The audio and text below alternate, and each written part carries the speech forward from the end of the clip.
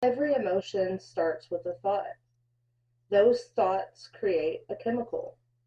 Those chemicals become a feeling.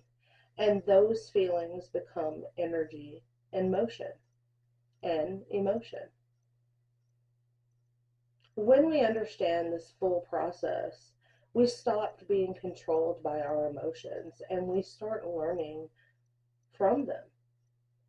That's the foundation of emotional alchemy, the conscious art of transforming the energy behind the emotions into awareness, healing, and power.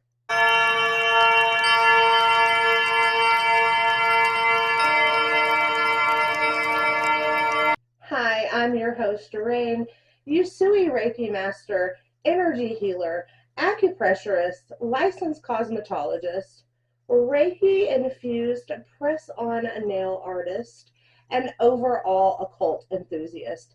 Welcome back to the Pontificated. This week and this series, we're diving into emotional alchemy. The majority of the population try to avoid their feelings or suppress them, not realizing that emotions are simply just energy asking to move. When we ignore, they stagnate. And that stagnation doesn't just play in your energy field, it anchors deep into the body, causing physical disease. If you break down the word disease, dis meaning not, and then ease, the body is not at ease. So while many of you are walking around with high blood pressure, diabetes, fatigue, chronic pain, and other ailments, it's often an echo of unprocessed emotions. Stored for so long, the body has turned itself into a battlefield. Your cells are carrying stories your heart never told. When we begin the emotional alchemy process and we start digging up those deep buried emotions, we give the body permission to finally regulate, restore balance. Because energy, once it's acknowledged, always seeks harmony. I can't emphasize that enough. Our energy always naturally wants to balance. Understanding your emotions builds deep emotional intelligence. It's the ability to recognize what you're feeling, why you're feeling it, and how to move it through the system without getting lost in the waves.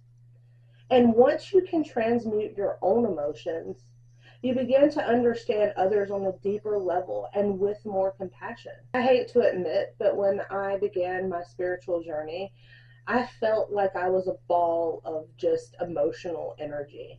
I am a human design generator, and so I have a defined sacral center.